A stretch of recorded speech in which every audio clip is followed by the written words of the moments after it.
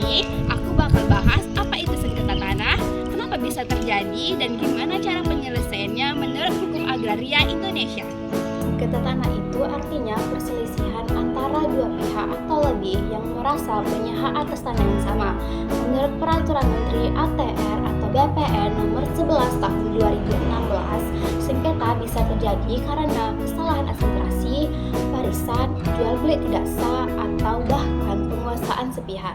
Intinya, kalau ada dua orang sama-sama merasa ini tanah saya, disitulah awal masalahnya muncul. Di Indonesia, penyebab sengketa tanah itu banyak banget. Pertama, tumbang tindih sertifikat karena data pertanahan belum sepenuhnya digital. Yang kedua, tanah warisan yang belum dibagi dengan jelas.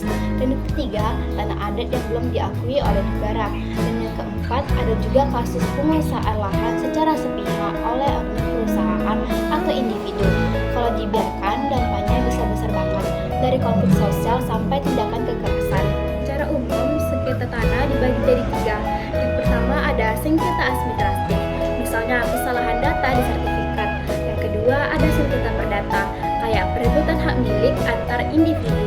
Dan yang ketiga ada sengketa publik, seperti tanah adat atau proyek pemerintah. Ketiganya punya jalur penyelesaian yang berbeda. Nah, sekarang pertanyaannya, gimana cara menyelesaikan sengketa tanah? Ada dua jalur utama. Yang pertama itu ada non-litigasi, yaitu penyelesaian di luar pengadilan, biasanya lewat mediasi atau musyawarah di bawah naungan Kementerian ATR atau BPN. Ini cara yang lebih cepat, murah, dan damai. Dan yang kedua ada litigasi alias lewat pengadilan. Kalau mediasi gagal, kasus bisa dibawa ke pengadilan negeri atau BTUN. Di sini hakim yang menentukan siapa yang sah sebagai pemilik tanah. Tanah bukan cuma soal hukum, tapi juga soal keadilan dan kemanusiaan. Karena di balik setiap bidang tanah ada keluarga, ada harapan, dan ada masa depan yang ingin dijaga.